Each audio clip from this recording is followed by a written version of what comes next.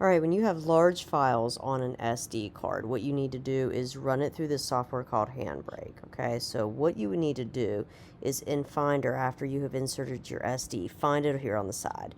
Once you find it, you should see a DCIM folder, double-click it. You'll see some numbered folders. Go into those folders and see which files belong to you. You can just spacebar to preview. Once you see some shots and you know, yeah, these are mine, then you know which ones you're going to work with. You can go in and rename it too if you wish, if like everything in that folder belongs to you, just to stay organized, but everything should be time-stamped and easy for you to be able to tell as long as you preview it. So once you do that, what you want to do is open up Handbrake. Now, once you're in Handbrake, basically all you have to do is get to that SD card, get to that DCIM folder, and get to that folder that you know contains your files. I don't know that that's the right one of mine. I don't think it is. Yes, here it is. So this is the folder that we want to compress. So what we would do is select that whole folder and open it. And then what it would do is it would scan all of your files. Depending on how large they are, it might take a while. But after it scans, what you would need to do is set a destination. And this is basically where you're going to send your files off to. So what I would suggest doing is before you handbrake them, name them, okay? If you do that, then the output name is going to match whatever name you have here. Then you don't have to worry about naming it later. So if this is basketball, what you would want to do is rename this to, you know, basketball 1. If you know who they played against, then you could do that. Oh, and also make sure you have your name at the end of every B-roll file, just so that I know it belongs to you. So, okay, we're going to pretend I did all that. I didn't, but you would have all of those files named.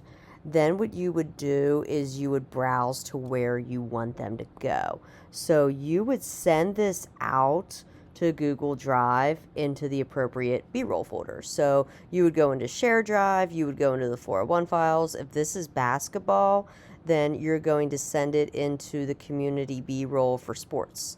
And within that, you should see a basketball folder for boys. It might be out of order, just depending on how Finder is sorting everything. But once you do that and you throw it into the 25-26 season, what you could do is then just choose it. And once you choose that destination, go ahead and hit start. It's going to send those files out there.